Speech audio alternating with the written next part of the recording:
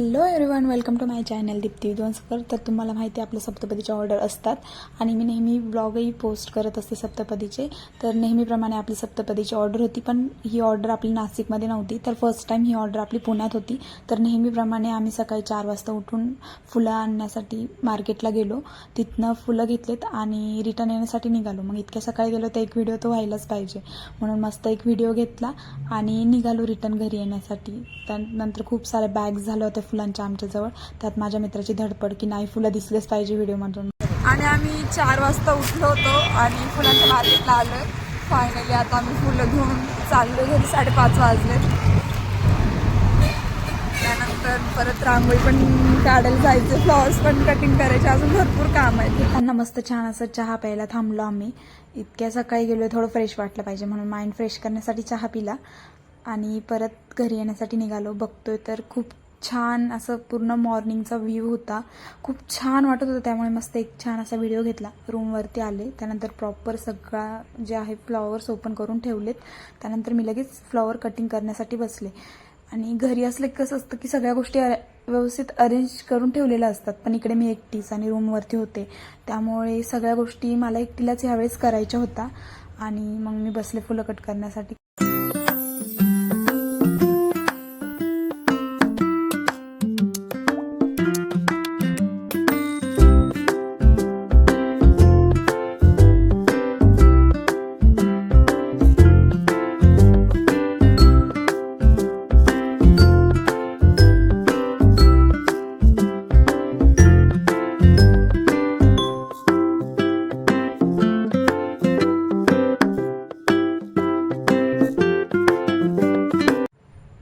Ready होऊन मी फुलं cut करण्यासाठी बसले. जे माझे थोडे फुलं बाकी होते ते मी कट करत होते. प्रॉपर रेडी होऊन आता चालले ऑर्डरला. कॅबचा वेट करते. बाहेर थोडा पाऊसही चालू होता. त्यानंतर कॅब आली, मी कॅबमध्ये बसले आणि पुण्यातली तर आपली ट्रॅफिक कधी लागणार नाही असं होणारच नाही. मग थोडी रस्त्यात ट्रॅफिक लागली. फायनली मी लोकेशनला पोहोचले. प्रॉपर लोकेशनला आहे सेटअप करून घेतला आणि रांगोळी काढायलाच सुरुवात केली. फोन मस्त मी व्हिडिओ ऑन करून एका चेअरवर ठेवून दिलेला आणि माझं जे आहे काम ते मी चालू केलं.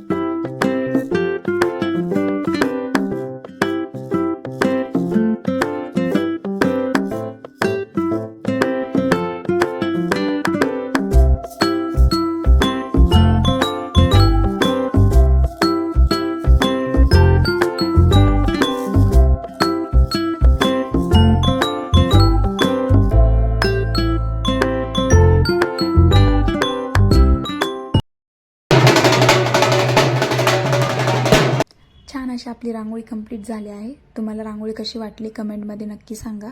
रांगोळी झाल्यानंतर मी 1-2 फोटोज आणि व्हिडिओज घेतले. त्यानंतर मी घरी येण्यासाठी निघाले.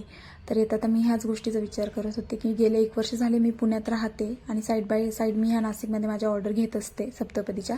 तर मला त्या पुण्यातही चालू करायच्या होत्या आणि फायनली ती सगळी गोष्ट झाली आणि मी खूप जास्त खुश होते. तर हा ब्लॉग तुम्हाला कसा वाटतोय कमेंटमध्ये नक्की सांगा. चॅनलला सबस्क्राईब करायला विसरू नका. Thank you so much.